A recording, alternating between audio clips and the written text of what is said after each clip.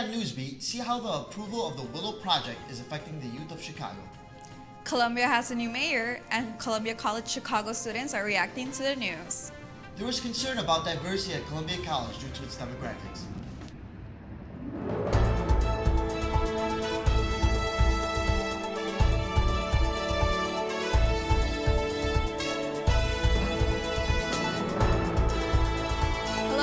Welcome back to another edition of Newsbeat. I'm Citlali Magali Sotelo. And I'm Zaid Hussein. Thank you for joining us on this wonderful Friday morning. The ongoing climate crisis is causing concern to the people of Chicago. Holly Angus takes a closer look at the newly approved Willow Project. Has been approved by President Joe Biden, which will see a new oil project opened in Alaska, costing $8 billion. Although over 3 million signatures were collected on change.org to stop the project, it was approved by Biden on March 13th. The Willow Project would produce 180,000 barrels of oil a day, which equals 293 million metric tons of greenhouse gas emission over 30 years, creating huge concerns for an already growing climate crisis. With climate anxiety on the rise amongst youths, we spoke to the people of Chicago to gather their views. I myself am an environmental advocate, so I think that the Willow Project ultimately will be damaging, and I guess there are reports by environmental groups that have said so as well. So I think it'll definitely be harmful to the environment, but I think that some environmentalists forget that's also going to impact people, and this project mainly was approved for the economy of Alaska. So it's really a difficult situation to say. There are many different ways you can help, such as joining an activist group like Chicago's Friday for Futures, or even attending a climate change protest. And remember, even small things such as switching to reusable products and even recycling make a big difference. Holly Angus, reporting from Chicago, Newsbeat. Chicago's mayoral election has ended and Brandon Johnson was elected. Columbia College Chicago students shared their views on the election results, the significance of youth voting, and the issues they want Johnson to combat during his term. Let's take a look at what they had to say. What changes would you really like to see be made in Chicago? Like, what issues are important to you? I really think that we need to make an effort to really try to help the homeless population, not just for them, but for also, the commuters on the CTAs. It really puts a dink in the morale in the city of Chicago when there's, people that are suffering, all around you every day in the morning and at night. So I really think that the city of Chicago should do have some more plans to do something and help them get back on their feet. So Is it important for the youth to vote? It's important for the youth to vote because at the end of the day, I feel like a lot of things go unsolved, and in order for us to solve a lot of our problems, we have to be able to go out and vote in order to make changes that we all want to see. I'd like to see a lot more change towards gun control, and definitely with the Roe versus Wade being turned against women, I like women to be able to have the right to make choices for their own bodies that they need to. Are you happy with the outcome of the election? Yeah, I think so for the most part. I think Brandon has probably a better shot than any other of the candidates that were being elected. So. And then what issues would you like to see kind of get solved or work towards making it a better city? I think working on police brutality issues, working on getting rid of a lot of the cops here that have anger issues that are allowed to discharge guns whenever they want. I think that's a big issue. Addressing poverty, especially outside of the downtown area, I think is a big issue. A lot of housing problems, a lot of rent hikes that are being done in gentrification. I think addressing those issues to help people in the city actually survive in the city. Columbia's recent demographic report is causing some concern about diversities among students. I spoke to a student withdrawing from Columbia to get her insight on the issue. Columbia College Chicago's student population has become more diverse over the past decade. In spring 2022, less than half of the undergraduate students were white, reflecting a larger demographic shift in the college. However, the full-time faculty has not seen the same diversity increase. 81% of full-time faculty are white. This has led to students of color feeling excluded. And this has caused some students to drop out after their first semester, including Autumn Reed, who shares her story. Will not be staying. I'm actually from Kentucky. I'm not from Chicago. I cannot afford it. Like I would probably be a little over $80,000 in debt if I were to stay here for all 4 years. And I honestly think that why a lot of people are leaving is because of the price. Like city living is expensive. Honestly, I think it's like the professors, and like this is not a diss towards them, but it's not the most diverse teaching environment. Like I've had like probably one black professor. I've only had one black professor this entire like my first few semesters. And and in that class, that was the only time we ever talked about actual race issues that weren't immediately like being like, guys, everything's a-okay now. Like the country's no longer racist. Like, we aren't having like these hardcore discussions. Do you think students of color are having a hard time fitting in at Columbia in general? I mean, is that another reason why they're leaving? Honestly, yeah. I've had a teacher be shocked when I showed a picture of my mother because she was white. Like they were like, "That's your mother." Another time I had a teacher being like, "Oh, what are we going to Jamaica or something?" because a little like sculpture piece I had an afro. Like things like that are not like the reason I'm leaving, but are also the reason kind of I'm leaving because I don't feel I'm welcome to kind of be myself here. To address these issues, the Anti-Racism Transformation Team is holding a panel discussion to promote diversity, equity, and inclusion initiatives.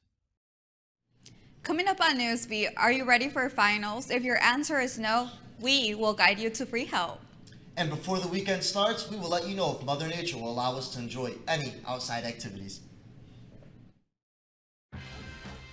When we adopt a shelter pet, we discover they're a unique mix of all kinds of things. There it is. Keep going with it. Leo! They're a little bit of a lot of things, but they're all pure love. Being prepared is a part of who you are. But it's especially important in the case of a disaster. Be informed about possible emergencies in your area. Make a plan that covers where you'll go in an emergency. Build a kit with the things you need to survive. There's no one more capable of planning for your situation than you. Start your plan today. Go to ready.gov/myplan. When I was in foster care, I never knew when I would have to move. So I always had my suitcase ready to go. Then one day I was adopted. My new parents opened their hearts and home to me. My parents cook my favorite breakfast for me every morning. My parents take me on trips I never thought I would go on. They gave me a home and an even better reason to use that suitcase. My parents aren't perfect, but they're perfect for me. There's a lot of fear in coming back to school. I'm a 40-year-old man that walked in there to get his high school diploma. It was very hard for me, but one of the teachers was Miss Araceli. She gave me direction. Every single time I had a question, she'll put down whatever she's doing and she'll sit there with you until you get it. 50% of getting your high school diploma is walking through those doors. The other 50% is doing the work. Find free adult education classes near you at finishyourdiploma.org.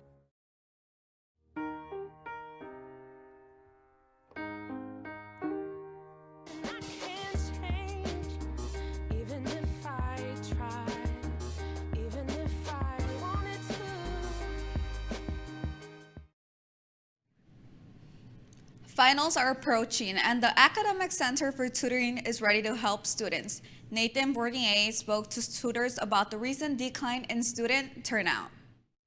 The Academic Center for Tutoring at Columbia College Chicago has a mission to support, encourage, and empower students to become independent, self-advocating, and resourceful learners, where this is what they have been standing by for years. According to the Tutoring Center's most recent usage report, when comparing numbers from this time last year, usage has gone down 20%, where the director of the Tutoring Center, Tanya Harrison, has witnessed this decrease at first hand. Student turnout has been declining, particularly post-COVID shutdown, so I can't quite understand the trend other than recovering from COVID, yet we're still on a downward trend. What we do know is students do prefer to come in person versus online remote tutoring, which we had to do during COVID. So now that we're open and on campus again, I'm just surprised we're not seeing more students. The Academic Center for Tutoring offers a wide range of services for its students, from writing, math, science, audio arts and acoustics, software, and more. With these tutors, they're also your classmates. I think we understand exactly what they're going through, and like I said, taking the same classes, same professor, we're going through the same things too, so it's a lot easier to relate and help them get through it. It's been a lot lower than usual. I have maybe 1 or 2 students a week, whereas usually I've had a lot more. Last semester I had weeklies who came in every week, but this semester I haven't had that. If students are apprehensive about getting tutoring, it is clear to see that the center is welcome for any student's needs with open arms. I know sometimes it can be scary to ask for help, especially from peers, but I think that's the reason this is such a good place to come to for help. Students can see that it is a cool place, it's not a scary place, and it's actually a very helpful and beneficial place.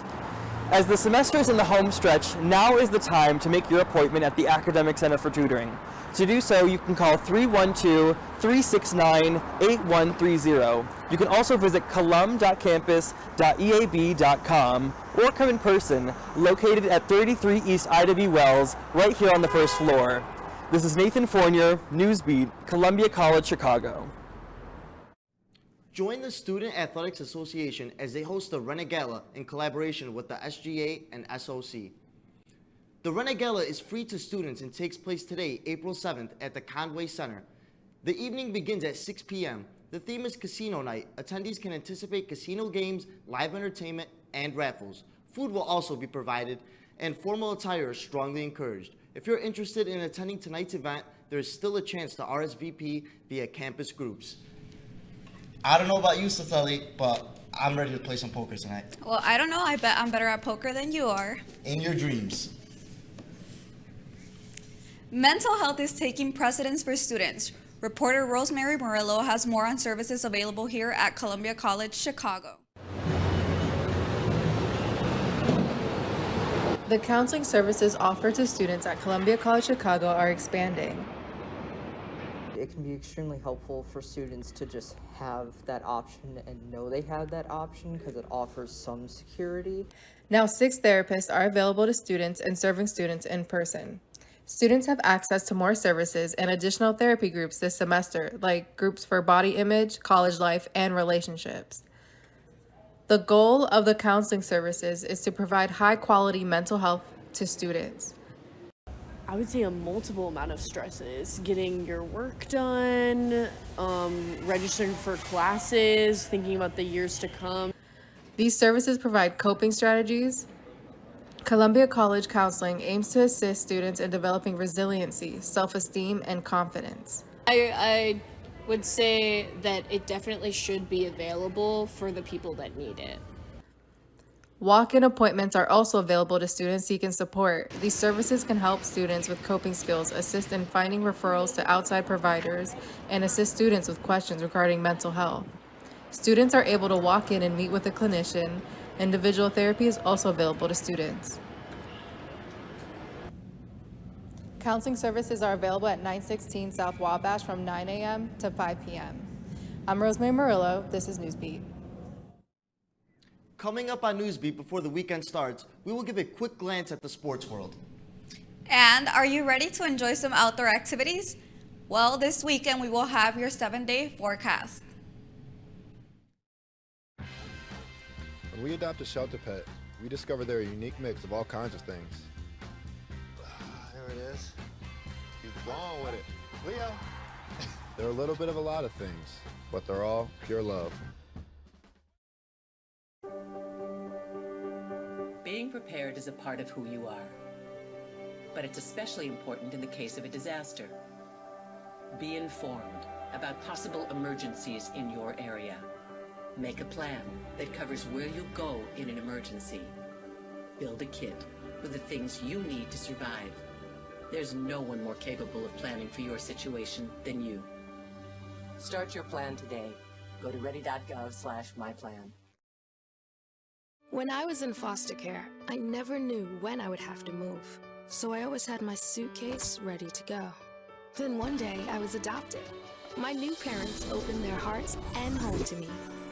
My parents cook my favorite breakfast for me every morning. My parents take me on trips I never thought I would go on. They gave me a home and an even better reason to use that suitcase. My parents aren't perfect, but they're perfect for me. There's a lot of fear in coming back to school. I'm a 40-year-old man that walked in there to get his high school diploma. It was very hard for me, but one of the teachers was Miss Araceli. She gave me direction. Every single time I had a question, she'll put down whatever she's doing and she'll sit there with you until you get it. 50% of getting your high school diploma is walking through those doors. The other 50% is doing the work. Find free adult education classes near you at finishyourdiploma.org.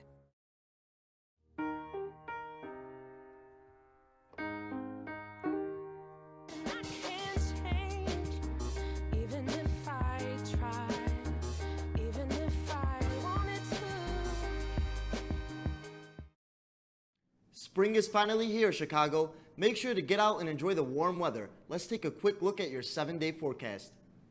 It's going to be a bit chilly today with a high of 45 and a low of 38, but don't worry, it's going to warm up real quick. By Sunday, we're looking at a high of 62 degrees and it will get even warmer into next week, as we're looking at low 70s on Tuesday, Wednesday, and Thursday. Stay tuned for more news coming up on Newsbeat. Columbia may have taken a week off, but sports didn't. Jake Fredrickson has everything we missed out on. Thanks, guys. If you have a big appetite for basketball, this week has been for you. LSU took down Iowa 102-85 on Sunday to bring home the women's basketball NCAA title. Angel Reese won the Most Outstanding Player award with a monstrous double-double and timely defensive plays. However, her celebration received widespread backlash as she taunted Iowa star Caitlin Clark with the "you can't see me" hand motion. But game recognizes game. Clark claims her opponent doesn't deserve any criticism. In her own right, Clark put together a historic run with the most points ever scored in a single women's March Madness run. But this wasn't the only madness spilling into April. Lamont Butler Jr. hit a legendary game winner on Saturday to advance San Diego State to its first ever championship game. However, the historic run would end on Monday as UConn hoisted the trophy, winning 76-59 to clinch the school's 5th championship in men's basketball history. Mali native Adama Sanogo took home Most Outstanding Player, nearly averaging a 20-point double-double over the span of the tournament. Meanwhile, the Bulls have clinched a spot in the NBA play-in tournament, which starts Tuesday. As the seeding is finalized over the last weekend of the regular season, it's to be determined who the Bulls will face in their pursuit of the playoffs. The Raptors, Hawks, and Heat occupy the other play-in spots as of right now. Regardless, the Bulls will need 2 straight victories to reach the playoffs. In non-basketball news, baseball season has begun. Tipping off last Thursday, both the Cubs and White Sox won their season openers. Yet, each team currently finds themselves under 500. We'll hope for better in the long season ahead. That's all in sports this week. Back to you guys. With only 6 weeks left in the semester, graduation is quickly approaching. For those of you who missed the Graduation Expo, you have the opportunity to pick up your graduation tickets from now until May 5th. Graduates can pick up their tickets at the Student Center and the Student Life Center on the 3rd floor from 10 a.m. to 4 p.m. Mondays through Wednesdays, and Thursdays from 12 to 6 p.m. Be sure to bring your student ID in order to receive your tickets. Before we end this edition of Newsbeat, Rosemary Murillo has a sneak preview of what we're working on for next week. Rosemary? Hey, Siblali and Zay. Next week on Newsbeat, have you ever wanted to join a club around campus but don't know where to start? We will highlight some clubs that you might be interested in. Also, next week on Newsbeat, it's Autism Awareness Month. Did you know there's different levels of the spectrum of autism? Join us for this and much, much more next week on Newsbeat. I'm Rosemary Murillo. Back to you. that is all we have for today, but be sure to join us next week for more amazing stories. Have a great weekend and happy Easter.